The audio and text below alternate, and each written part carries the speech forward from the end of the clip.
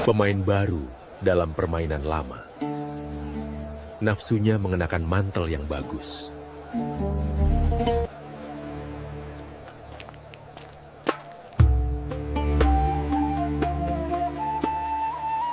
Tidakkah menurutmu lebih baik berada di bawah perlindunganku?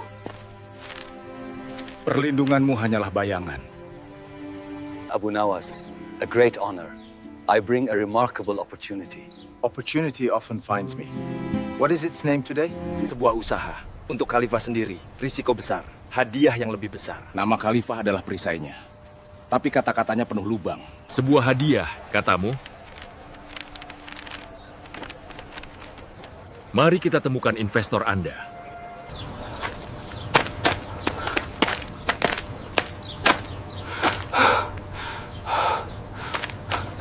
Orang ini menawarkan usaha yang luar biasa.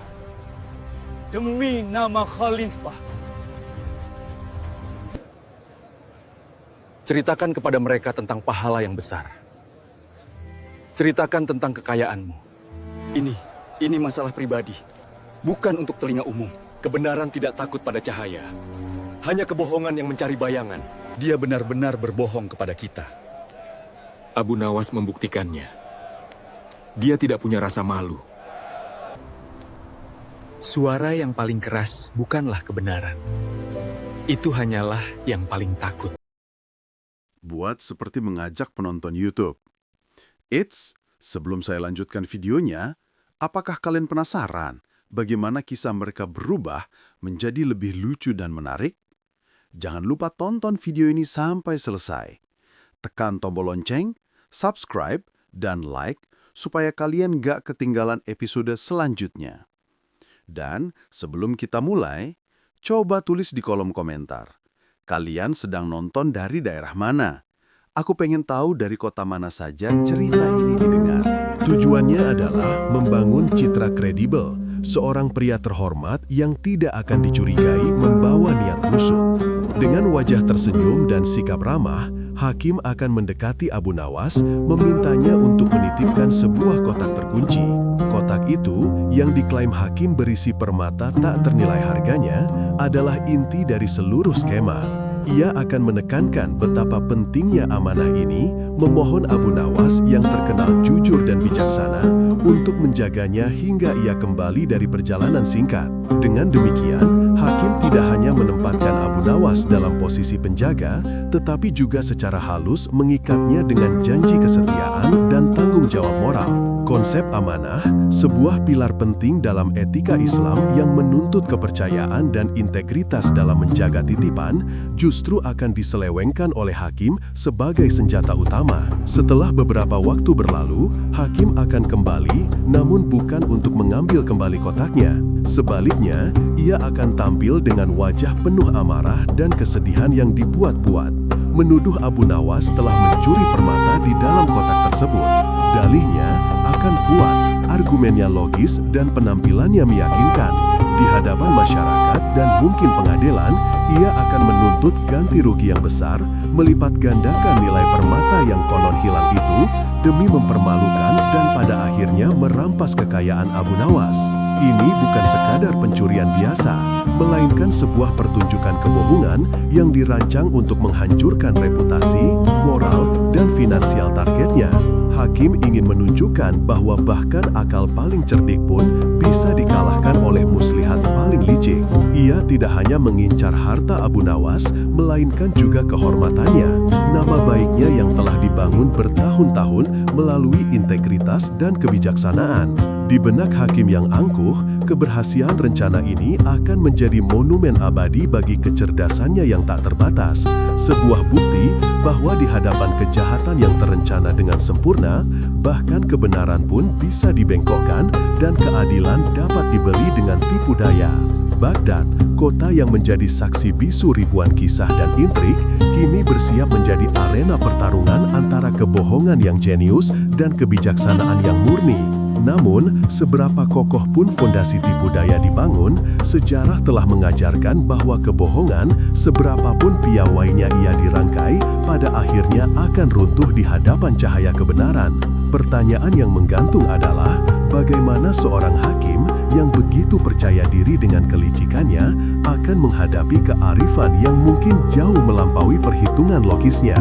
Dan mampukah Abu Nawas dengan segala kepintarannya melihat melalui tirai penyamaran dan membongkar niat busuk yang tersembunyi di balik senyum seorang musafir kaya? Seorang musafir tiba di gerbang kota. Sosoknya mencolok di tengah hiruk-pikuk pasar yang mulai meredup di sapu bayangan senja.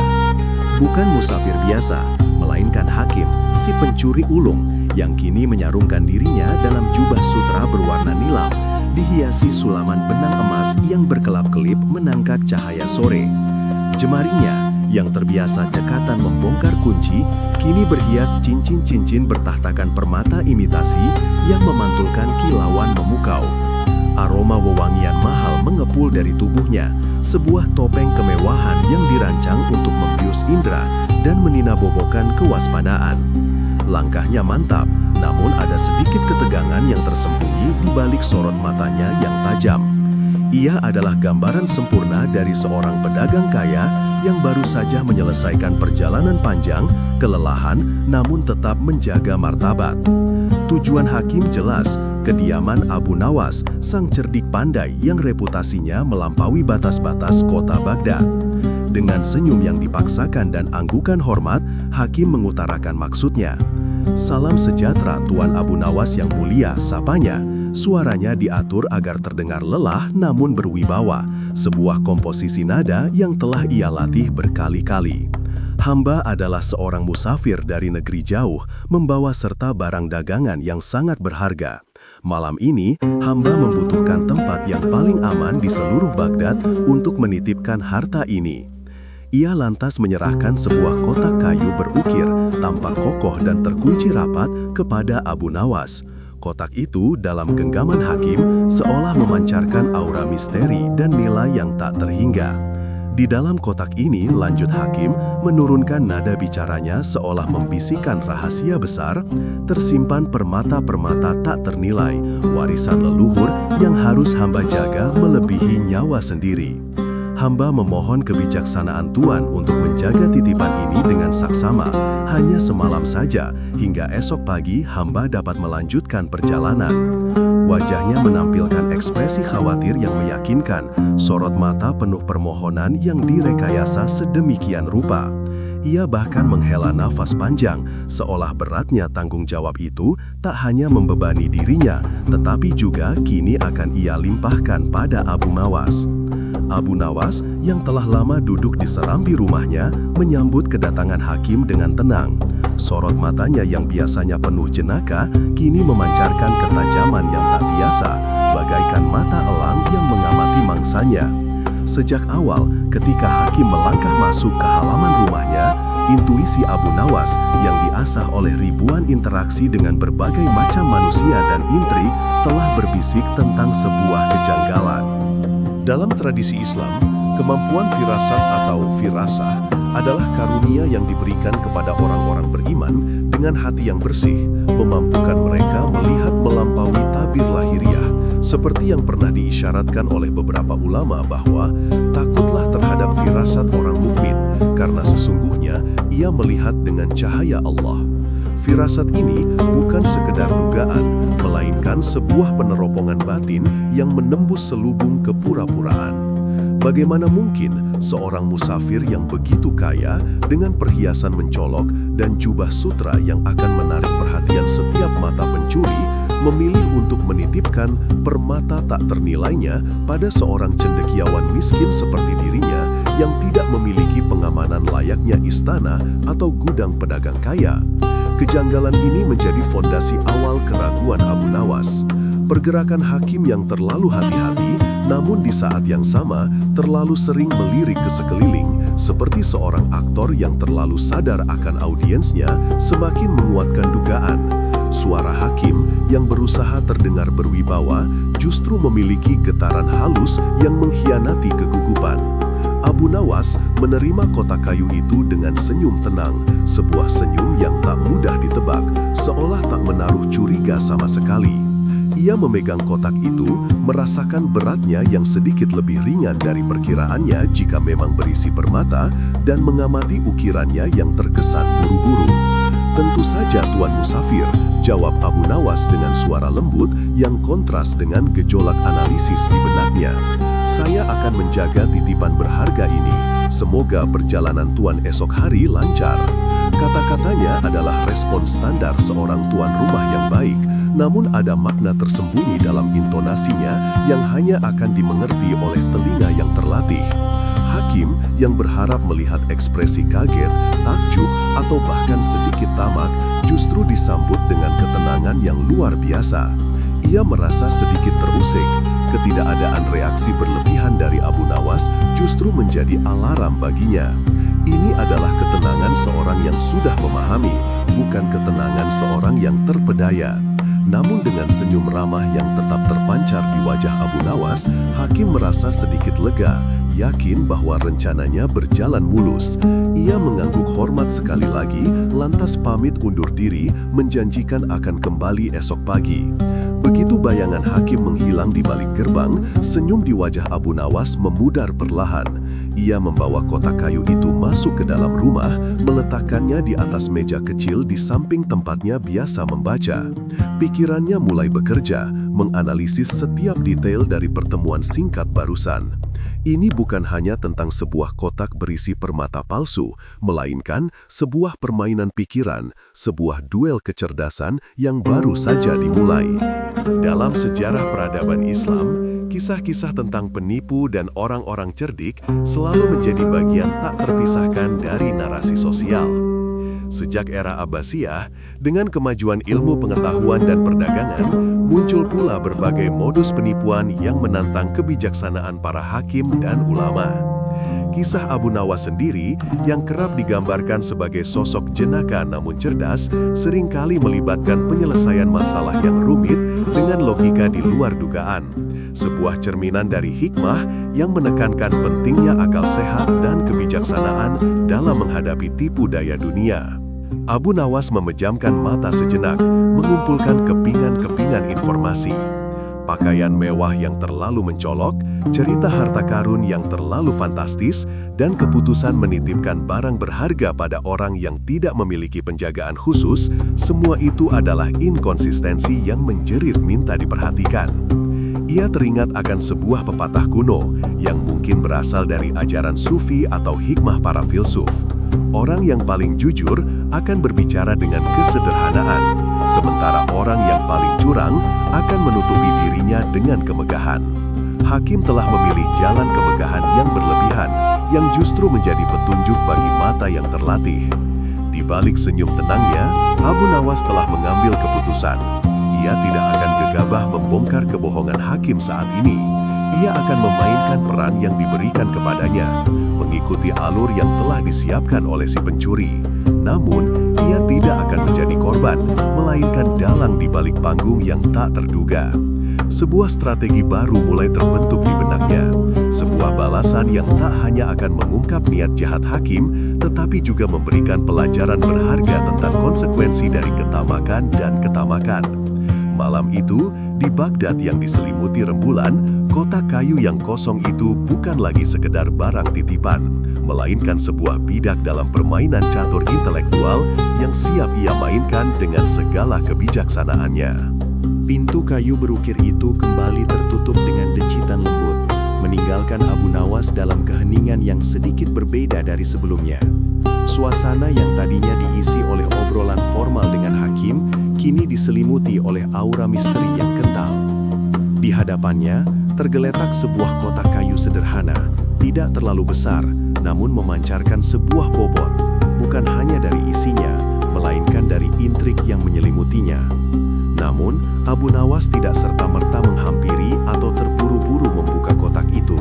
Mata bijaksananya memancarkan ketenangan yang mendalam, seolah-olah waktu itu sendiri tunduk pada kesabarannya. Ia membiarkan kotak itu di tempatnya, menjadi pusat dari sebuah teka-teki yang baru saja dihidangkan oleh takdir. Dalam benak Abu Nawas, ia sudah bisa membaca gelombang niat yang tidak tulus di balik kunjungan Hakim. Ini bukan sekadar titipan, melainkan sebuah bidak awal dalam permainan catur yang rumit. Pengalaman hidupnya yang panjang, bergaul dengan berbagai lapisan masyarakat, dari pedagang yang jujur hingga penipu ulung, telah memberikannya kepekaan luar biasa terhadap gestur, intonasi, dan terutama motif tersembunyi. Kotak itu, ia yakin betul, hanyalah umpan, bagian dari rencana licik si pencuri yang tidak ingin begitu saja menyerah. Ini adalah upaya untuk menguji kesabaran Abu Nawas, atau mungkin untuk menanamkan benih kecurigaan yang kelak bisa digunakan untuk menjebaknya. Strategi semacam ini yang mengandalkan tipu daya psikologis bukanlah hal baru. Sejarah peradaban manusia mencatat banyak contoh bagaimana musuh saling berhadapan bukan hanya dengan kekuatan fisik, tetapi dengan perang pikiran, di mana objek-objek sederhana bisa menjadi alat yang mematikan. Abu Nawas melangkah pelan menuju jendela, menatap keramaian pasar yang mulai mereda di kejauhan. Pikirannya berputar cepat, mengurai benang-benang kemungkinan. Jika si pencuri benar-benar licik, ia tidak akan meninggalkan jejak yang kentar. Sebaliknya, ia akan menciptakan labirin kebohongan, dan kotak ini adalah salah satu pintu masuk ke labirin tersebut. Menghadapi kelicikan harus dengan kelicikan yang lebih lihai. Gumamnya pelan, mengulang adagium kuno yang telah terbukti kebenarannya dari generasi ke generasi. Ini bukan soal membalas kejahatan dengan kejahatan, melainkan soal menegakkan keadilan dengan kecerdikan, memastikan bahwa kebohongan dan keserakahan tidak dibiarkan merajalela tanpa mendapat pelajaran yang setimpal. Dalam tradisi Islam, konsep tentang keadilan dan kebijaksanaan sangat dijunjung tinggi. Sebuah hadis Nabi Shallallahu Alaihi Wasallam menyatakan, sesungguhnya Allah menyukai apabila salah seorang di antara kalian melakukan suatu pekerjaan, hendaklah ia mengerjakannya dengan itqan, profesional atau sempurna.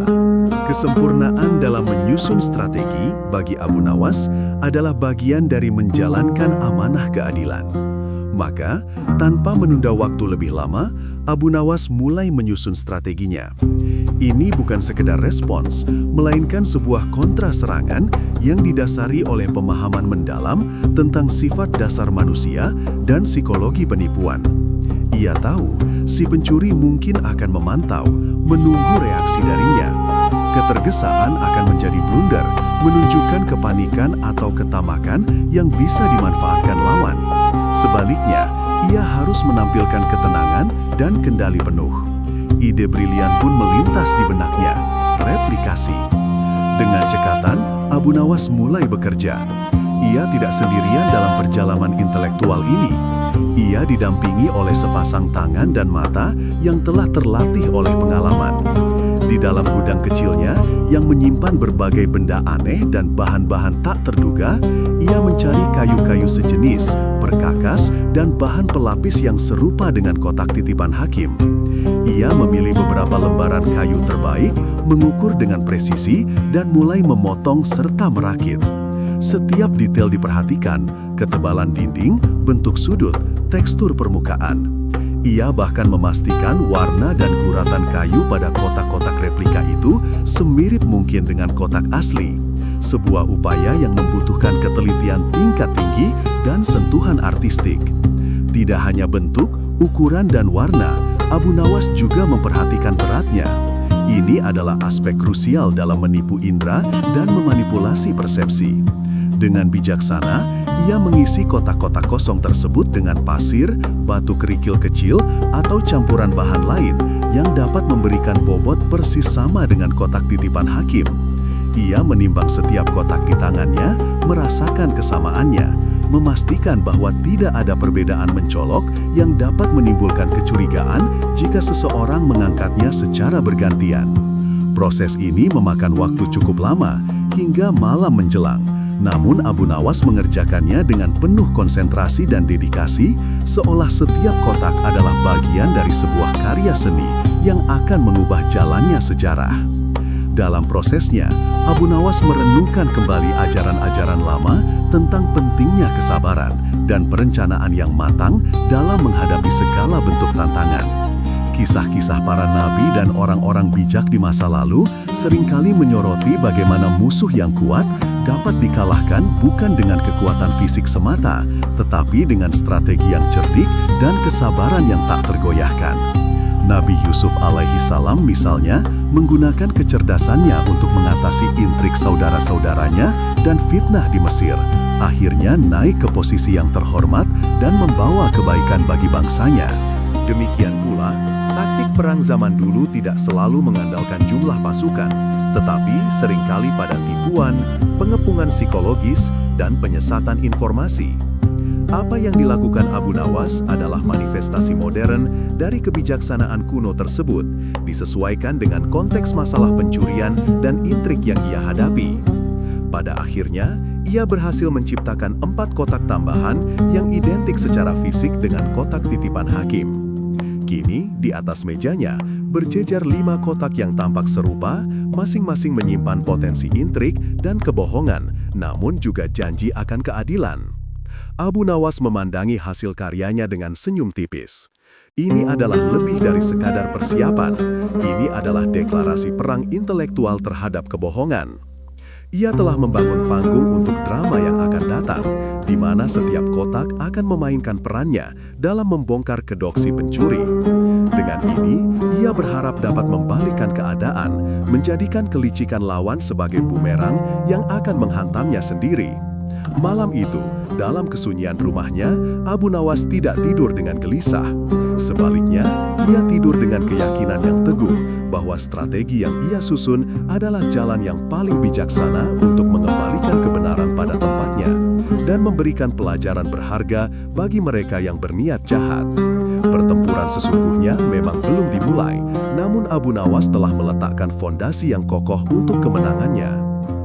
Malam itu, rembulan menggantung tipis di atas Baghdad, memancarkan cahaya redup yang memayungi gerak-gerik Abu Nawas.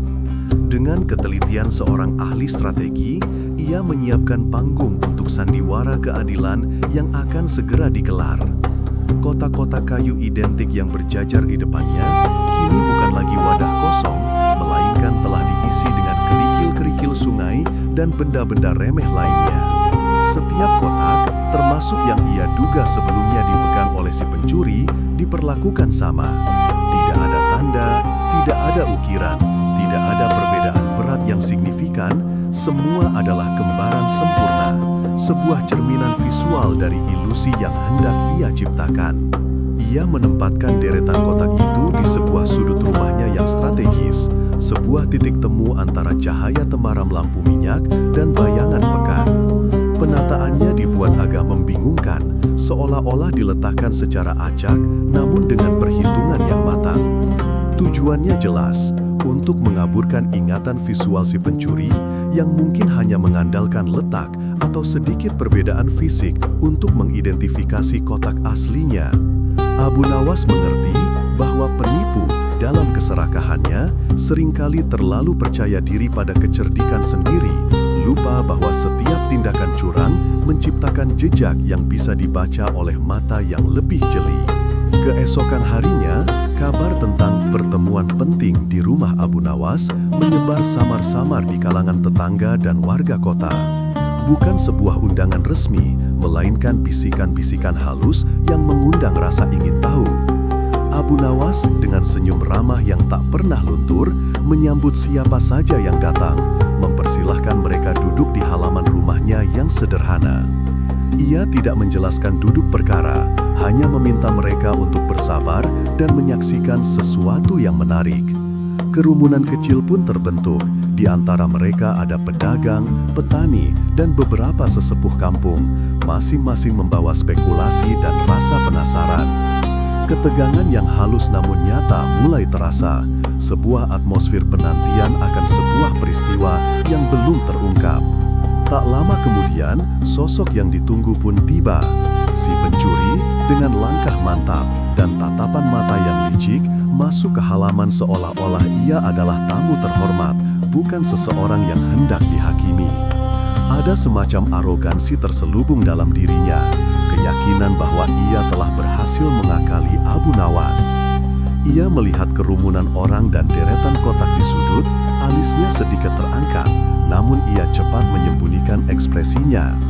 Dalam benaknya, ia mungkin sudah membayangkan bagaimana ia akan dengan mudah mengambil kembali miliknya dan mempermalukan Abu Nawas di depan umum. Abu Nawas menyambutnya dengan sopan, mempersilahkan duduk.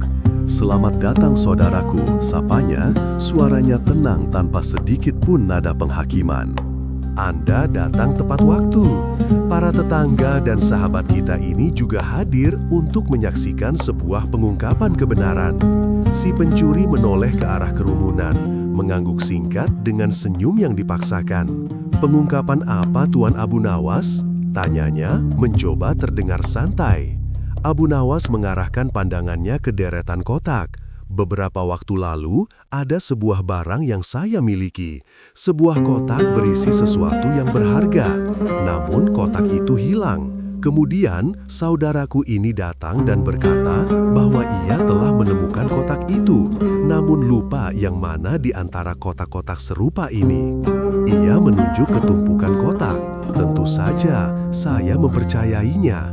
Saya tahu bahwa kejujuran adalah mahkota bagi setiap manusia.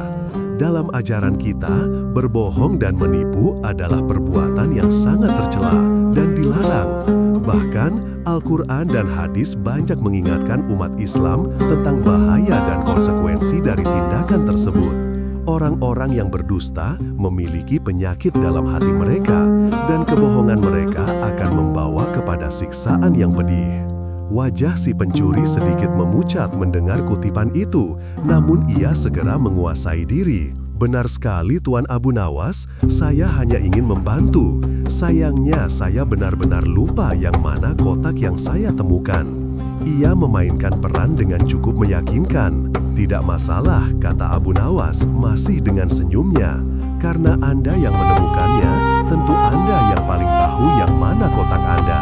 Silahkan pilih." Si pencuri bangkit, berjalan menghampiri deretan kotak. Ia menatap mereka satu persatu, mencoba mengingat. Namun, Abu Nawas telah melakukan pekerjaannya dengan sempurna. Semua kotak benar-benar identik. Ia memegang salah satu, merasakannya, mengguncangnya perlahan. Kerikil di dalamnya bergemerincing. Ia beralih ke kotak lain, lalu yang lain lagi. Kecemasan mulai merayapi wajahnya. Senyumnya pudar, digantikan oleh kerutan dahi. Semakin lama ia mencari, semakin nyata kebingungan dalam sorot matanya. Para tetangga mulai berbisik-bisik, mengamati drama yang terbentang di depan mereka. Mereka melihat bagaimana si pencuri yang tadinya penuh percaya diri, kini tampak seperti seseorang yang tersesat di labirin ciptaannya sendiri. Ini adalah ironi yang dalam, seorang penipu yang terjebak dalam jaring penipuannya sendiri. Filosofi kebijaksanaan sering mengajarkan bahwa kebohongan, seberapapun rapinya dirancang, pada akhirnya akan kembali menjerat pelakunya. Seperti Dajjal yang dikenal sebagai sosok penipu ulung yang menyebarkan kebohongan dan menyesatkan banyak orang, ia sendiri akan menghadapi akhir yang menyakitkan. Kebohongan adalah racun yang meski awalnya memabukkan dengan ilusi keuntungan, pada akhirnya akan menghancurkan fondasi kepercayaan dan kehormatan. "Ada apa, saudaraku? Sulitkah menemukan kotak Anda?" tanya Abu Nawas. Nadanya lembut namun menusuk. Si pencuri terdiam. Keringat mulai membasahi pelipisnya. Ia tidak bisa lagi mempertahankan sandiwaranya. Kotak yang ia curi, yang ia kira berisi harta, kini tak lebih dari sebuah kotak berisi kerikil, sama seperti kotak-kotak lainnya yang memang sengaja diisi Abu Nawas dengan kerikil. Ia terjebak dalam perangkap yang ia gali sendiri. Sebenarnya, Abu Nawas melanjutkan, suaranya kini sedikit mengeras agar semua orang bisa mendengar. "Anda tidak akan pernah menemukan kotak Anda. Karena semua kotak ini, termasuk yang Anda klaim Anda temukan, isinya sama. Tidak ada harta, tidak ada permata, hanya kerikil. Saya tahu sejak awal bahwa Anda berbohong." Hening, mata semua orang kini tertuju pada si pencuri, yang wajahnya kini memerah padam, bukan karena malu, melainkan karena kemarahan dan kekalahan. Ia telah dipermalukan di depan umum. Kotak yang saya inginkan, Abu Nawas menjelaskan, adalah kotak yang Anda curi dari saya. Saya sengaja mengganti isinya dengan kerikil, mengetahui bahwa keserakahan Anda akan membuat Anda kembali. Dan saya membuat kotak-kotak lain yang persis sama agar Anda tidak bisa membedakannya. Ini adalah pelajaran bagi Anda dan kita semua. Abu Nawas melangkah maju, sorot matanya tajam menusuk. Manusia yang berlaku tidak jujur sejatinya sedang menipu dirinya sendiri. Ia mungkin berpikir telah mendapatkan keuntungan sesaat, tetapi ia kehilangan sesuatu yang jauh lebih berharga. Kepercayaan, kehormatan, dan kedamaian batin. Rasulullah Shallallahu Alaihi Wasallam bersabda, "Sesungguhnya kejujuran membawa kepada kebaikan, dan kebaikan membawa kepada surga. Dan seseorang yang terus-menerus berlaku jujur dan berusaha untuk selalu jujur, maka dia akan dicatat di sisi Allah sebagai orang yang jujur. Dan sesungguhnya kebohongan membawa kepada kejahatan, dan kejahatan membawa kepada neraka. Dan seseorang yang terus-menerus berdusta dan berusaha untuk terus berdusta, maka dia akan dicatat di sisi Allah sebagai pendusta. Anda memilih jalan kebohongan, dan kini Anda merasakan pahitnya akibat." Si pencuri tidak bisa berkata-kata. Ia berdiri terpaku, dikepung oleh tatapan menghakimi para warga. Impiannya untuk mendapatkan harta curian dan memperdaya Abu Nawas telah hancur berkeping-keping. Ia bukan hanya gagal mendapatkan apa yang ia inginkan, tetapi ia juga kehilangan martabatnya. Abu Nawas membiarkan keheningan itu menggantung sejenak, agar makna dari peristiwa ini meresap dalam benak setiap orang. Kemudian ia berkata lagi, dengan nada yang kini lebih tenang, penuh hikmah. Setiap perbuatan, baik atau buruk, pada akhirnya akan menemukan jalannya kembali kepada pelakunya. Kebohongan adalah seperti benih yang ditanam. Ia mungkin tumbuh, tetapi buahnya selalu pahit. Kejujuran, sebaliknya, adalah benih yang menghasilkan buah manis, bahkan jika pertumbuhannya kadang terasa lambat. Hari ini, kita semua belajar bahwa tidak ada jalan pintas menuju kebaikan sejati. Hanya kejujuran dan integritas yang dapat membangun fondasi kehidupan yang kokoh dan penuh berkah. Si pencuri, tanpa mengucapkan sepatah kata pun, menundukkan kepalanya, lalu berbalik dan pergi. Langkahnya kini lunglai. Ia telah menerima hukumannya bukan di bilik pengadilan, melainkan di panggung publik yang diciptakan oleh Abu Nawas. Wajahnya yang sebelumnya angkuh, kini menampakkan penyesalan mendalam, sebuah cerminan dari hati yang telah didera penyakit keserakahan dan kebohongan, seperti yang disebutkan dalam surah Al-Baqarah 2 ayat 10. Pelajaran itu yang disaksikan oleh seluruh warga jauh lebih berharga daripada harta karun manapun.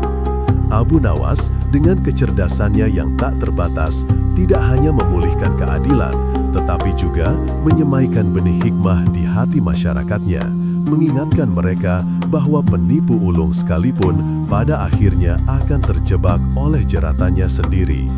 Sumber dan referensi: 1. sarumbhs.co.id 2. Majelis Tablik PWM Jateng.com 3. Kumparan.com 4. ifrelresearch.org. Beberapa hari telah berlalu sejak hakim meninggalkan kediaman Abu Nawas dengan hati yang berat dan pikiran yang dipenuhi keraguan. Namun, keraguan itu kini telah berganti wujud menjadi keyakinan buta, dipupuk oleh keangkuhan dan bisikan asumsi yang tak berdasar. Pagi itu, langkahnya mantap menuju rumah Abu Nawas, dihiasi senyum tipis yang menyiratkan kemenangan yang belum terwujud, seraya membawa serta sebuah kotak kayu berukir indah, kotak yang sama yang konon menyimpan permata berharga. Ia membayangkan skenario sempurna, Abu Nawas akan terkejut, panik, dan akhirnya mengakui perbuatannya. Namun, realitas yang menyambut hakim sedikit berbeda dari dugaannya. ketika ia mencapai halaman rumah Abu Nawas, yang ia harapkan adalah suasana sepi atau hanya kehadiran Abu Nawas seorang diri, ia justru mendapati beberapa tetangga dan warga kota tengah berkumpul. Ada yang tampak berbincang santai, beberapa lainnya menyeruput teh hangat yang disajikan, menciptakan atmosfer komunal yang hangat. Sekilas, Hakim merasa jengkel karena rencananya untuk konfrontasi pribadi terganggu. Namun, pikiran liciknya segera berputar. Ini bukan halangan, melainkan sebuah panggung. Sebuah kesempatan emas untuk mempermalukan Abu Nawas di depan halayak ramai, mengukuhkan citra dirinya sebagai penegak kebenaran, dan menenggelamkan reputasi Abu Nawas di mata masyarakat. Wajah Hakim seketika berubah. Senyum arogannya mengeras, digantikan ekspresi serius yang dibuat-buat, memancarkan aura seseorang yang siap melancarkan tuduhan serius. Ia melangkah maju, sorot matanya tajam menyorot Abu Nawas yang sedang duduk di beranda, menyambut para tamu dengan senyum ramah. Suasana yang tadinya akrab perlahan menegang. Bisikan-bisikan mereda, pandangan-pandangan mulai beralih pada Hakim, merasakan ketegangan yang tiba-tiba menyelimuti. Abu Nawas, suara Hakim memecah keheningan, menggaung dengan nada yang penuh kecurigaan dan menuntut, seolah-olah setiap huruf yang keluar dari bibirnya adalah proklamasi kesalahan. Aku datang untuk mengambil hakku. Para tetangga saling pandang, raut kebingungan tergambar jelas di wajah mereka. Mereka mengenal Hakim sebagai seorang yang disegani dan Abu Nawas sebagai sosok yang cerdik namun tak pernah tercela. Apa gerangan yang terjadi di antara keduanya? Abu Nawas dengan ketenangan yang luar biasa bangkit dari duduknya. Senyumnya tak pudar, namun sorot matanya yang biasanya jenaka kini memancarkan kebijaksanaan yang mendalam, seolah ia telah mengantisipasi momen ini. Selamat datang Tuan Hakim, suatu kehormatan Anda berkunjung kembali. Ada gerangan apa? Hakim mengabaikan basa-basi itu. Ia mengangkat kotak kayu yang dibawanya, menunjukkannya kepada Abu Nawas dan secara tidak langsung kepada seluruh warga yang hadir. Kotak ini, ujarnya, suaranya dramatis, adalah milikku, dan aku yakin isinya telah berubah. Ia lalu menoleh kepada para warga, memastikan setiap pasang mata tertuju padanya. Permata berhargaku telah raib atau ditukar dengan sesuatu yang tak bernilai. Dan hanya ada satu orang yang memegang kunci jawabannya. Tatapannya kembali menusuk Abu Nawas. Tuduhan itu bagai petir di siang bolong. Bisikan-bisikan mulai terdengar lagi, kini lebih bernada penasaran dan khawatir. Beberapa warga tampak tidak percaya, namun sebagian lainnya mulai menunjukkan keraguan, teringat akan sifat Abu Nawas yang terkadang sulit ditebak. Inilah, pikir Hakim, momen sempurna untuk menghancurkan Abu Nawas. Dengan tuduhan pencurian atau penukaran permata, reputasi Abu Nawas akan hancur lebur, dan ia akan terpaksa menyerah pada tuntutan hakim. Dalam perspektif sejarah, dinamika tuduhan tanpa bukti di depan umum bukanlah hal baru. Sejak zaman peradaban kuno, mulai dari persidangan Sokrates di Athena hingga intrik di istana-istana kerajaan, kerap kali reputasi dan kebenaran menjadi korban dari hasrat kekuasaan, iri hati, atau kesalahpahaman. Hakim, dalam posisinya yang relatif lebih tinggi secara sosial, memanfaatkan panggung ini untuk melakukan trial by public opinion, peradilan oleh opini publik, sebuah taktik kuno yang sering digunakan untuk menekan individu yang lebih lemah atau untuk memanipulasi persepsi massa. Ia tidak mencari keadilan sejati, melainkan validasi atas prasangkanya sendiri, sekaligus menunjukkan dominasinya. Namun, sejarah juga mengajarkan bahwa kebenaran, seberapapun lama disembunyikan, akan selalu menemukan jalannya untuk terungkap. Dan seringkali, pihak yang paling angkuh dan percaya diri dalam mengutarakan tuduhanlah yang kemudian akan menanggung akibat terberat ketika kebenaran itu tersingkap. Dalam ajaran agama, khususnya Islam, terdapat penekanan kuat pada kehati-hatian dalam menyampaikan tuduhan. Surat Al-Hujurat ayat 6 secara tegas mengingatkan, "Hai orang-orang yang beriman, jika datang kepadamu orang fasik membawa suatu berita, maka periksalah dengan teliti, agar kamu tidak menimpakan suatu musibah kepada suatu kaum tanpa mengetahui keadaannya yang menyebabkan kamu menyesal atas perbuatanmu itu." Ayat ini bukan hanya sebuah larangan, tetapi juga sebuah prinsip fundamental dalam menjaga kohesi sosial dan menghindari fitnah yang merusak. Hakim, dalam kesombongannya, telah mengabaikan prinsip krusial ini. Abu Nawas menarik napas perlahan, matanya menelusuri wajah-wajah tetangga dan warga kota yang kini menatapnya penuh harap dan kecemasan. Ia mengerti bahwa ini bukan hanya tentang dirinya dan Hakim, tetapi tentang nilai kebenaran dan keadilan yang dipertaruhkan di hadapan masyarakat. Sebuah senyum tipis kembali merekah di bibirnya. Bukan senyum panik atau takut, melainkan senyum seseorang yang memiliki keyakinan penuh pada integritasnya dan pada kekuatan kebijaksanaan. "Tuan Hakim," kata Abu Nawas, suaranya tenang namun cukup lantang untuk didengar semua. "Anda menuduhku telah menukar atau mencuri permata Anda, bukan? Dan Anda melakukannya di hadapan para tetangga kita, seolah ingin menjadikan mereka saksi atas dugaan kesalahan saya." Hakim mengangguk mantap, merasa telah berhasil mengendalikan situasi. "Betul sekali, Abu Nawas. Jika engkau tak bersalah, buktikanlah. Kembalikan permata milikku yang asli." "Baiklah," sahut Abu Nawas, masih dengan ketenangannya yang mengagumkan. Ia melangkah mendekati Hakim, tangannya terulur untuk mengambil kotak kayu itu. "Apakah Anda yakin kotak ini adalah kotak yang sama yang Anda titipkan kepadaku?" "Tentu saja," seru Hakim dengan nada meremehkan. "Tidak mungkin aku salah mengenali kotak berharga milikku sendiri."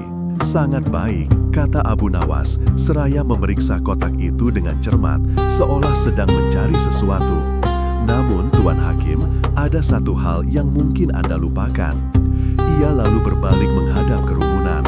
"Saya ingat betul ketika Tuan Hakim menitipkan kotak ini, ia memberikan instruksi yang sangat spesifik.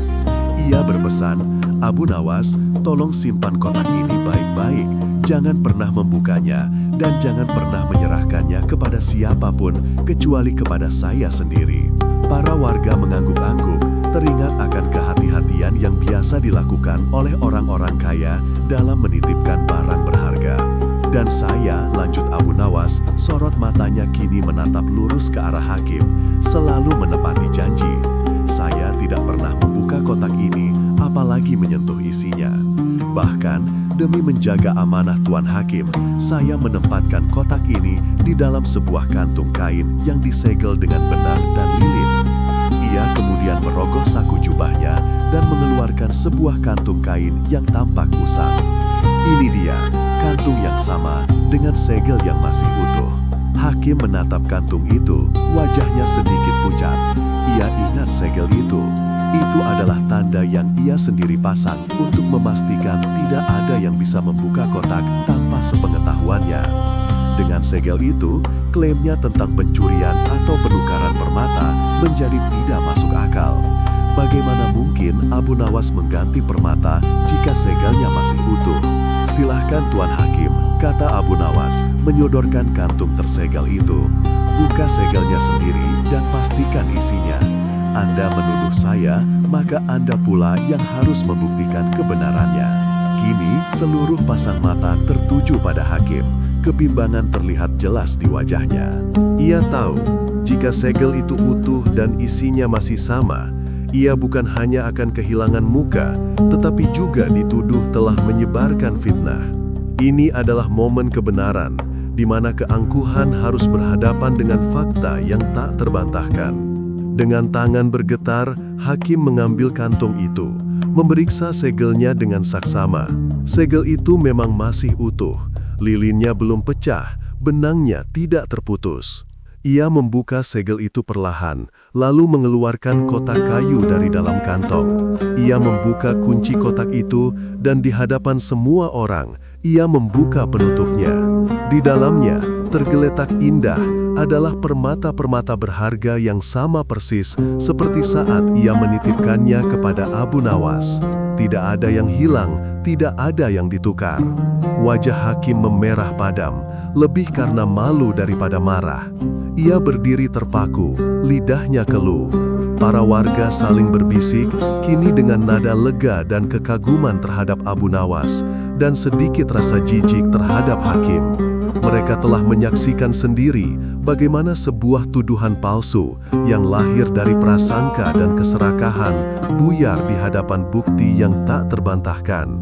Kisah Hakim dan Abu Nawas ini merupakan cerminan abadi dari pepatah lama yang sering diulang dalam berbagai tradisi. Siapa menabur angin akan menuai badai. Atau dalam bahasa yang lebih religius, barang siapa berbuat dosa, maka akibatnya akan menimpa dirinya sendiri. Hikmah yang dapat diambil sangatlah jelas. Menuduh seseorang tanpa bukti yang kuat adalah tindakan yang sembrono dan merugikan, tidak hanya bagi orang yang dituduh, tetapi juga bagi penuduh itu sendiri. Reputasi Hakim yang tadinya terpandang, kini tercoreng oleh noda kesombongan dan kezoliman. Abu Nawas dengan kebijaksanaannya tidak hanya membela diri, tetapi juga memberikan pelajaran berharga kepada Hakim dan seluruh warga yang hadir. Ia menunjukkan bahwa kebenaran tidak perlu diungkapkan dengan amarah atau balas dendam, melainkan dengan ketenangan, kesabaran, dan bukti yang tak terbantahkan. Ini mengingatkan kita pada prinsip kesabaran dalam menghadapi cobaan, sebagaimana yang diajarkan dalam banyak tradisi spiritual, bahwa ujian adalah cara untuk menguatkan iman dan karakter seseorang. Tuan Hakim, kata Abu Nawas lagi, suaranya kini penuh empati. Anda telah melihat sendiri, permata Anda aman, dan saya telah menjalankan amanah Anda dengan sebaik-baiknya. Ia menatap Hakim yang masih terdiam membisu, dan kemudian memandang kerumunan. Semoga kejadian ini menjadi pelajaran bagi kita semua, bahwa prasangka adalah awal dari kehancuran, dan kebenaran pada akhirnya akan selalu menemukan jalannya untuk bersinar. Para warga mengangguk setuju, beberapa bahkan bertepuk tangan pelan. Hakim yang tadinya datang dengan dada membusung, kini berdiri menunduk. Dikalahkan bukan oleh kekuatan fisik, melainkan oleh kebenaran dan kebijaksanaan yang murni. Ia tidak hanya kehilangan permata berharga itu, tetapi ia kehilangan sesuatu yang jauh lebih berharga, kepercayaan dan rasa hormat dari orang-orang di sekitarnya. Abu Nawas di sisi lain tidak hanya membuktikan dirinya tak bersalah, tetapi juga menegaskan kembali posisinya sebagai pribadi yang cerdik, berintegritas, dan penuh hikmah. Seorang yang mampu membalikkan fitnah menjadi sebuah pelajaran kehidupan. Di tengah tuduhan Hakim yang melengking, suaranya menggelegar memenuhi aula pengadilan yang sesak, menciptakan suasana mencekam yang seolah menelan setiap helaan napas. Sang Hakim dengan jari telunjuk teracung menggambarkan Abu Nawas sebagai seorang pencuri yang tidak tahu berterima kasih, pengkhianat kepercayaan yang harus segera diganjar setimpal. Aura superioritas terpancar jelas dari setiap gerak-geriknya, seolah ia adalah perwujudan keadilan itu sendiri, tanpa cacat dan tanpa celah. Raut wajahnya dipenuhi keyakinan mutlak, sebuah keyakinan yang lahir dari skenario yang telah ia susun dengan cermat, seolah tak mungkin ada yang bisa meruntuhkannya. Namun, di tengah badai tuduhan itu, Abu Nawas tetap berdiri tegak, tak sedikit pun menunjukkan kegentaran. Wajahnya tenang, bahkan seulas senyum tipis tersungging di bibirnya, sebuah ekspresi yang seringkali disalahartikan sebagai kepasrahan, padahal sejatinya adalah ketenangan seorang strategis yang telah melihat jauh ke depan. Gerakannya kalem namun penuh kepastian saat ia dengan perlahan membawa keluar deretan kotak-kotak identik yang telah ia siapkan. Masing-masing kotak berukuran sama, berwarna senada, dan terbuat dari jenis kayu yang serupa, disusun rapi di hadapan halayak, sebuah formasi yang memicu bisikan-bisikan penasaran di antara para penonton. Ini bukan lagi sekadar respons, melainkan sebuah pertunjukan, sebuah perlawanan yang diorkestrasi dengan kecerdasan yang dalam. Tuan Musafir, kata Abu Nawas dengan suara yang meski pelan, namun mampu menembus riuh rendah bisikan dan keangkuhan hakim. Kotak titipanmu sudah kujaga dengan sangat baik. Ia berhenti sejenak, tatapannya beralih dari sang hakim menyapu kerumunan, seolah mengundang mereka untuk menjadi saksi atas drama yang akan terungkap. Namun, karena kau sangat berhati-hati dan menyuruhku menjaganya dengan saksama, aku juga menempatkannya di antara kotak-kotak serupa ini agar tak ada yang bisa mengenalinya. Jeda berikutnya terasa lebih panjang, menggantungkan setiap kata di udara, seperti tetesan air yang menanti untuk jatuh dan menciptakan riak. Sekarang, ambillah kotakmu. Jika kau memang pemilik aslinya dan tahu apa yang terkandung di dalamnya, kau pasti bisa memilih yang benar.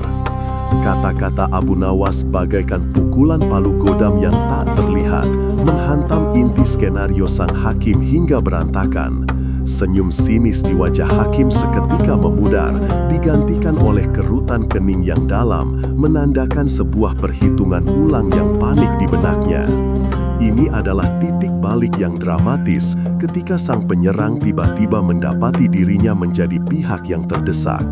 Ketegangan dramatis merayap di seluruh ruangan, menciptakan keheningan yang memekakkan. Semua mata kini tertuju pada hakim, menanti reaksi dan keputusannya.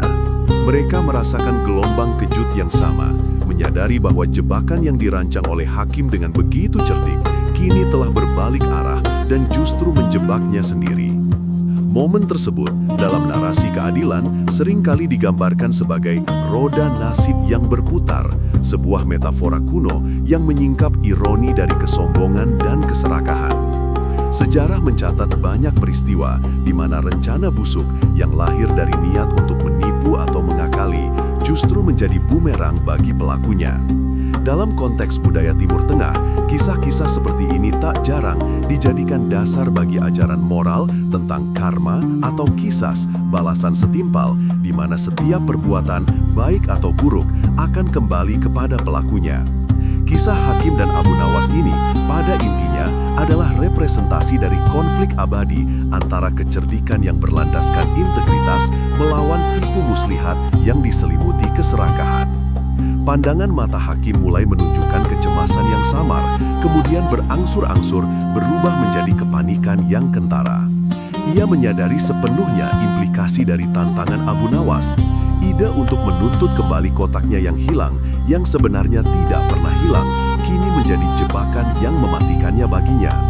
Bagaimana mungkin ia bisa memilih kotak yang benar jika ia sendiri tidak pernah menitipkan kotak berisi benda berharga seperti yang ia klaim? Semua tuduhan sebelumnya, seluruh rentetan kebohongan yang ia lancarkan dengan lancar, kini berbalik menjadi belenggu yang mengikatnya erat. Keringat dingin mulai membasahi pelipisnya, meskipun udara di aula pengadilan tidaklah panas. Gerakan tangan Abu Nawas yang tenang, membawa deretan kotak yang seolah tak bersalah itu, kini terasa seperti eksekusi yang diperlambat. Para penonton yang tadinya terpecah antara rasa ingin tahu dan dugaan terhadap Abu Nawas, kini merasakan pergolakan emosi yang baru. Bisikan-bisikan yang tadinya penuh spekulasi, kini berganti menjadi gumaman kekaguman atas kecerdikan Abu Nawas dan, di sisi lain, keraguan besar terhadap integritas hakim. Ini adalah sebuah pelajaran visual tentang bagaimana kebenaran, secerdik apapun disembunyikan, pada akhirnya akan menemukan jalannya untuk terungkap. Filosofi keadilan yang seanut, sebagaimana termaktub dalam banyak ajaran suci, selalu menekankan bahwa kebohongan memiliki kaki pendek. Ia mungkin berlari cepat di awal, namun pada akhirnya akan tertangkap oleh kebenaran yang langkahnya lebih mantap. Hakim menatap deretan kotak itu, mata dan pikirannya berlomba mencari petunjuk yang tak ada. Ia mencoba mengingat setiap detail dari kotak yang ia pura-pura titipkan. Warnanya, ukurannya, teksturnya, bahkan mungkin beratnya. Namun, semua itu hanyalah rekaan imajinasinya sendiri, sebuah konstruksi yang kini rapuh dan tidak berdasar. Dan jika kau memang pemilik aslinya, seharusnya kau tahu ciri khas kotakmu, bukan hanya dari luarnya, tetapi dari isinya, dari memorimu akan benda yang kau anggap begitu berharga. Hakim tertunduk malu. Jebakan yang ia siapkan untuk menjebak Abu Nawas kini telah menjadi palu godam yang menghancurkan dirinya sendiri. Kisah ini, sebagaimana diceritakan dari generasi ke generasi, adalah sebuah ilustrasi nyata tentang hikmah keadilan yang sejati. Keadilan bukanlah tentang siapa yang paling lantang berteriak, siapa yang memiliki wewenang lebih tinggi, atau siapa yang paling lihai menipu. Keadilan sejati adalah tentang kebenaran yang terungkap, seringkali melalui cara-cara yang tak terduga dan kebijaksanaan yang mampu membongkar tabir kepalsuan. Abu Nawas dengan akal cerdiknya tidak hanya membuktikan dirinya tidak bersalah, tetapi juga menguak topeng kemunafikan dan keserakahan yang selama ini dikenakan oleh sang hakim. Ini adalah kemenangan bagi hak, kebenaran atas batil kepalsuan. Sebuah resolusi yang menegaskan bahwa integritas dan kecerdasan pada akhirnya akan selalu menemukan jalan untuk bersinar terang. Di tengah lapangan yang disesaki kerumunan, hakim berdiri terpaku. Wajahnya memucat bagai kain kafan yang baru dibentangkan. Di hadapannya terhampar deretan kotak kayu, masing-masing serupa, tak ada bedanya satu sama lain, seolah dicetak dari cetakan yang sama persis. Panas terik matahari seolah menghisap kelembaban dari tenggorokannya, membuat lidahnya keluh, dan setiap detak jantungnya berdentum bagai genderang perang di telinganya. Ini adalah momen yang telah ia ciptakan sendiri, sebuah labirin yang kini memerangkapnya tanpa jalan keluar. Hakim si licik yang selama ini hanya mengandalkan tipu muslihat dan kepandaiannya memanipulasi, kini berhadapan dengan cermin kejujuran. Ia telah berbohong, menyatakan telah menitipkan sekotak permata yang tak pernah ada, dan kini ia diminta untuk mengidentifikasi kotak tersebut di antara lusinan kotak lain yang identik. Otaknya berputar kalut, mencari celah, petunjuk, apa saja yang bisa menyelamatkannya dari jurang kehancuran yang menganga. Namun nihil, tak ada secuil pun perbedaan, tak ada goresan unik, tak ada tanda yang ia sematkan, karena ia memang tak pernah berpikir sejauh ini. Pikirnya, para tetangga akan dengan mudah termakan omong kosongnya, dan tak akan pernah sampai pada titik pembuktian ini. Dulu, para filsuf kuno dan pemimpin spiritual kerap mengingatkan tentang ilusi yang diciptakan oleh keserakahan. Mereka berujar, kebohongan adalah benih yang menghasilkan buah kehancuran. Dalil ini, seolah gaung dari masa lalu, kini beresonansi kuat di benak hakim. Ia telah menanam benih kebohongan, dan kini ia harus menuai panen pahitnya. Ia hanya mengenal rupa luar kotaknya, sebuah ingatan yang kabur dari kotak kosong yang ia serahkan dengan tergesa-gesa. Isi sebenarnya hampa, nol, sebuah kekosongan yang kini menjadi beban terberat di bahunya. Waktu terus berjalan, setiap detik terasa bagai palu godam yang menghantam kepalanya. Tatapan ingin tahu dari warga kota yang awalnya penuh harapan dan sedikit cemas, kini mulai berubah menjadi kerutan dahi penuh tanda tanya. Mereka melihat kegugupan hakim, keringat dingin yang membasahi pelipisnya, dan sorot mata panik yang tak bisa disembunyikan. Keheningan yang mencekam mulai menyelimuti lapangan, hanya sesekali terdengar bisikan samar dan gesekan kaki di tanah. Seorang tetua dengan janggut putih panjang dan mata bijaksana maju selangkah. Bagaimana hakim? Suaranya lembut namun tegas, menusuk ke dalam hati sanubari hakim. Apakah kau sudah menemukan kotakmu? Kami semua menunggu. Kata-kata itu seolah memecah gelembung yang melindungi Hakim dari kenyataan. Ia tersentak, menoleh ke arah kerumunan, dan pandangannya bertemu dengan lusinan pasang mata yang menuntut jawaban. Rasa panik yang sejak tadi membuncah, kini berubah menjadi teror yang mencekik. Keheningan yang mencekam mulai menyelimuti lapangan, hanya sesekali terdengar bisikan samar dan gesekan kaki di tanah.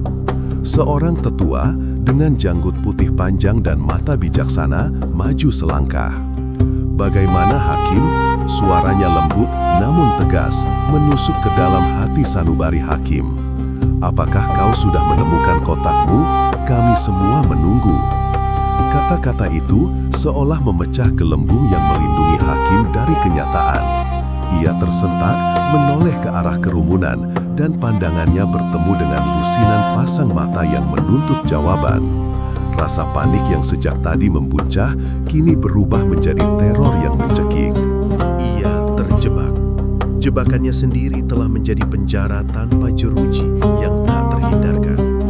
Untuk memilih satu kotak berarti harus menebak, dan jika tebakannya salah, ia akan memperkuat kecurigaan bahwa kotak itu tak pernah berisi apa-apa. Lebih buruk lagi, jika ia berhasil menebak, ia masih harus menghadapi kemungkinan bahwa kotak yang ia pilih pun akan kosong. Dilema ini sungguh mematikan. Nafasnya tercekat, keringat dingin mengalir di punggungnya. Mulutnya terbuka dan tertutup, mencoba membentuk kata-kata, tetapi tak ada suara yang keluar. Rasanya seperti seluruh udara di paru-parunya lenyap seketika. Sebuah pepatah kuno mengatakan, seorang pendusta akan selalu membutuhkan 1000 kebohongan lain untuk menutupi kebohongan pertamanya. Hakim kini menyadari kebenaran pahit dari dalil tersebut. Ia telah memulai dengan satu kebohongan, dan sekarang ia tak memiliki kebohongan lagi untuk menyelamatkan dirinya.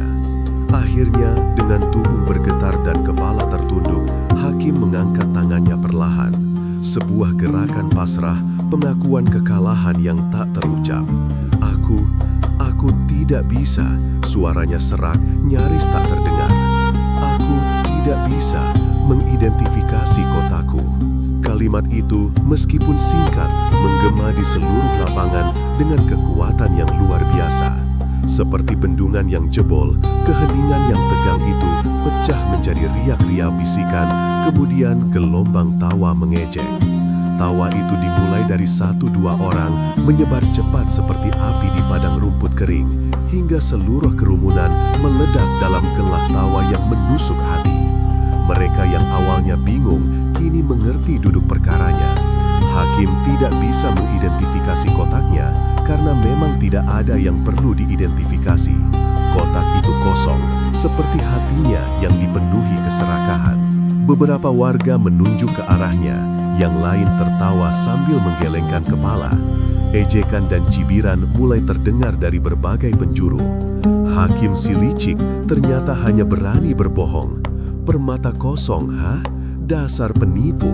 Setiap kata, setiap tawa, bagai anak panah beracun yang menancap tepat di ulu hati Hakim. Ia merasakan pipinya memanas, bukan karena terik matahari, melainkan karena rasa malu yang luar biasa.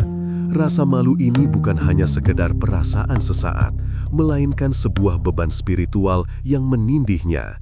Reputasinya yang selama ini dibangun di atas fondasi pasir kebohongan, kini runtuh berkeping-keping di hadapan semua orang.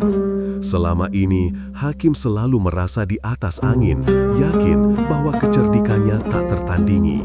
Namun, seperti yang pernah dikatakan oleh para bijak, kecerdasan tanpa integritas adalah pedang tanpa gagang, berbahaya bagi pemiliknya sendiri. Hakim tak mampu lagi mengangkat kepalanya. Pandangannya kosong, menatap tanah seolah-olah ingin menembusnya dan menghilang dari muka bumi.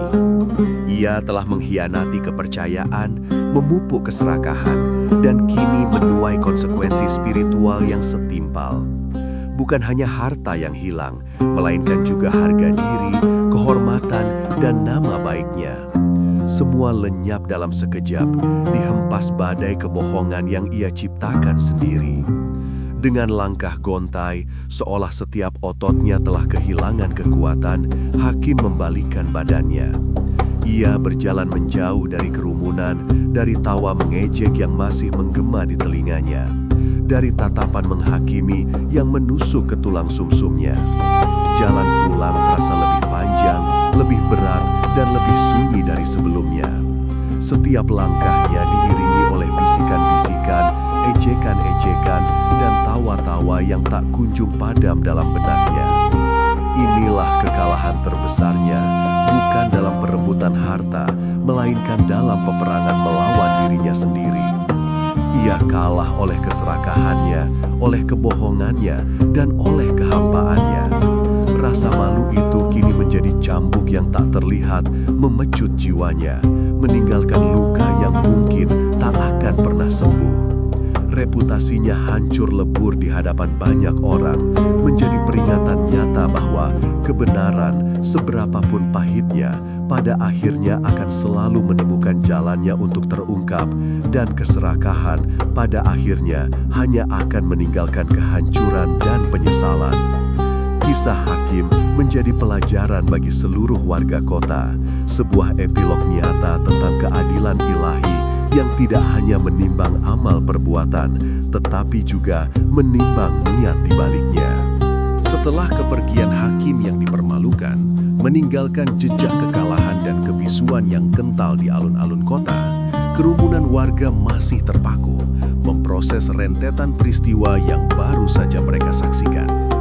Hening yang semula mencekam perlahan berganti gumaman, lalu desas-desus seiring kesadaran akan apa yang telah terjadi mulai meresap.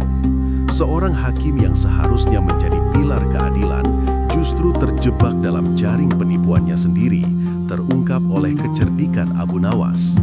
Namun, di tengah euforia kemenangan atas ketidakadilan, Abu Nawas merasakan adanya kebutuhan yang lebih mendalam daripada sekadar perayaan sesaat.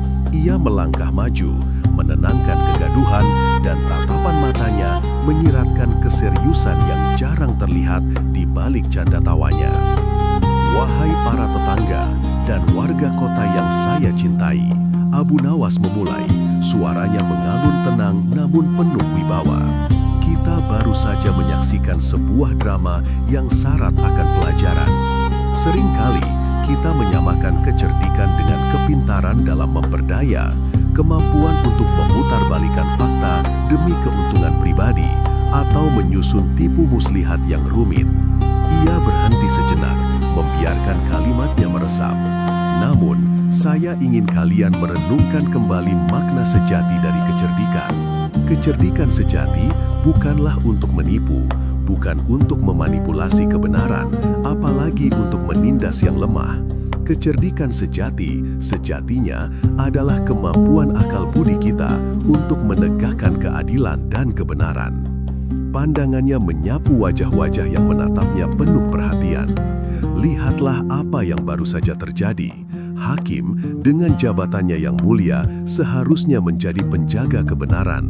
Tetapi ia memilih jalan lain, jalan kebohongan yang diselubungi klaim palsu akan kebenaran.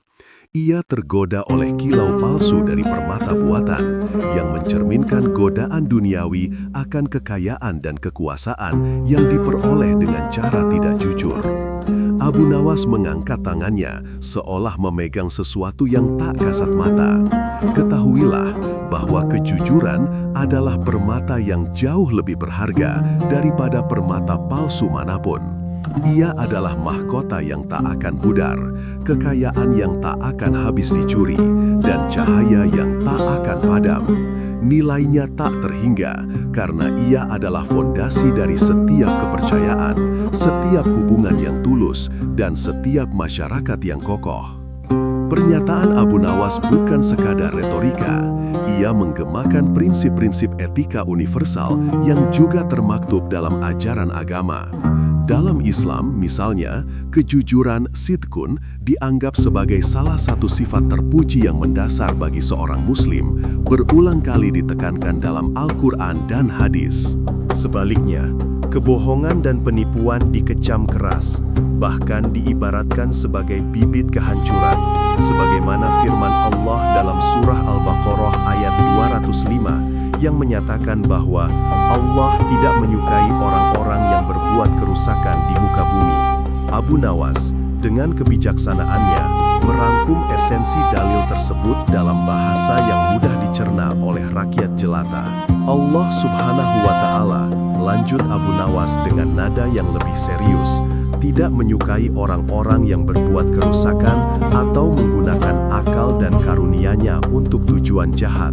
Akal budi adalah anugerah terbesar dari Sang Pencipta, seharusnya digunakan untuk berbuat kebaikan, untuk mencari ilmu, untuk membangun peradaban, dan untuk menolong sesama, bukan untuk merancang tipuan atau menindas sesama makhluk. Setiap kali kita memilih jalan kebohongan, kita tidak hanya menipu orang lain, tetapi juga menipu diri sendiri. Dan yang lebih penting, kita telah menyalahi amanah dari Tuhan. Suasana semakin hening, diselimuti refleksi mendalam. Abu Nawas kemudian mengucapkan kalimat yang akan terngiang-ngiang di benak mereka untuk waktu yang lama, sebuah intisari dari hukum alam dan ilahi. Ingatlah baik-baik, wahai saudaraku sekalian, setiap kebohongan akan menemukan celahnya sendiri, dan kebenaran akan selalu menemukan jalannya. Kalimat itu, sederhana namun syarat makna, adalah sebuah keniscayaan historis dan teologis. Sepanjang sejarah peradaban, mulai dari kisah-kisah para nabi hingga catatan sejarah modern, kita melihat bagaimana tirani dan kebohongan, meskipun mungkin berjaya untuk sementara waktu, pada akhirnya akan runtuh di bawah beban kebohongan mereka sendiri. Kebenaran, laksana air yang mengalir, selalu menemukan celah untuk keluar, sekeras apapun bendungan kebohongan yang dibangun untuk membendungnya. Kisah Fir'aun yang angkuh dan zalim, yang berakhir tenggelam bersama pasukannya, atau rezim-rezim diktator yang pada akhirnya tumbang oleh kebangkitan rakyat yang menuntut kebenaran dan keadilan, adalah bukti nyata dari adagium tersebut. Abu Nawas tidak hanya berbicara, ia sedang mengurai sebuah pelajaran moral dan resolusi keagamaan yang mendalam. Ia menegaskan bahwa keadilan ilahi adalah sebuah sistem yang tak bisa diakali. Keadilan mungkin terasa lambat bagi pandangan manusia yang terburu-buru, namun ia bergerak dengan kepastian yang tak tergoyahkan, mengikuti hukum-hukum alam semesta yang telah ditetapkan oleh Sang Pencipta. Pada akhirnya, keadilan akan selalu menang. Ia mungkin tidak selalu terwujud dalam bentuk yang kita harapkan secara instan, tetapi ia pasti akan menampakkan dirinya dalam jangka panjang, baik di dunia ini maupun di akhirat kelak. Kisah hakim yang dipermalukan hari itu adalah miniatur dari prinsip agung tersebut. Abu Nawas tidak hanya berbicara, ia sedang mengurai sebuah pelajaran moral dan resolusi keagamaan yang mendalam. Ia menegaskan bahwa keadilan ilahi adalah sebuah sistem yang tak bisa diakali. Keadilan mungkin terasa lambat bagi pandangan manusia yang terburu-buru, namun ia bergerak dengan kepastian yang tak tergoyahkan, mengikuti hukum-hukum alam semesta yang telah ditetapkan oleh Sang Pencipta. Pada akhirnya, keadilan akan selalu menang. Ia mungkin tidak selalu terwujud dalam bentuk yang kita harapkan secara instan, tetapi ia pasti akan menampakkan dirinya dalam jangka panjang, baik di dunia ini maupun di akhirat kelak. Kisah hakim yang dipermalukan hari itu adalah miniatur dari prinsip agung tersebut.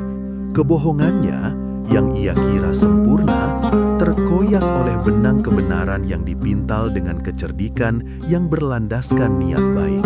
Maka, marilah kita jadikan peristiwa ini sebagai pengingat. Abu Nawas menyimpulkan bahwa kebijaksanaan sejati terletak pada kemampuan kita membedakan yang hak dari yang batil, yang jujur dari yang dusta. Integritas adalah pilar yang menopang kebijaksanaan itu. Jangan biarkan diri kita tergiur oleh kilau palsu kekuasaan atau harta yang diperoleh dengan cara yang tidak benar. Berpegang teguhlah pada kejujuran, karena disitulah letak kehormatan sejati dan ketenangan jiwa. Warga kota pergi dari alun-alun hari itu dengan hati yang lebih ringan namun pikiran yang lebih berat. Mereka tidak hanya melihat seorang hakim yang jatuh, tetapi mereka juga menerima sebuah pelajaran berharga dari seorang penyair cerdik yang ternyata juga seorang guru moral yang ulung.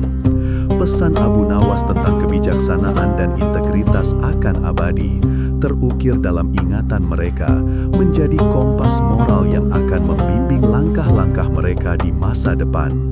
Keadilan pada akhirnya telah menemukan jalannya, bukan melalui kekerasan, melainkan melalui cahaya kebenaran yang dipancarkan oleh akal budi yang jernih dan niat yang tulus.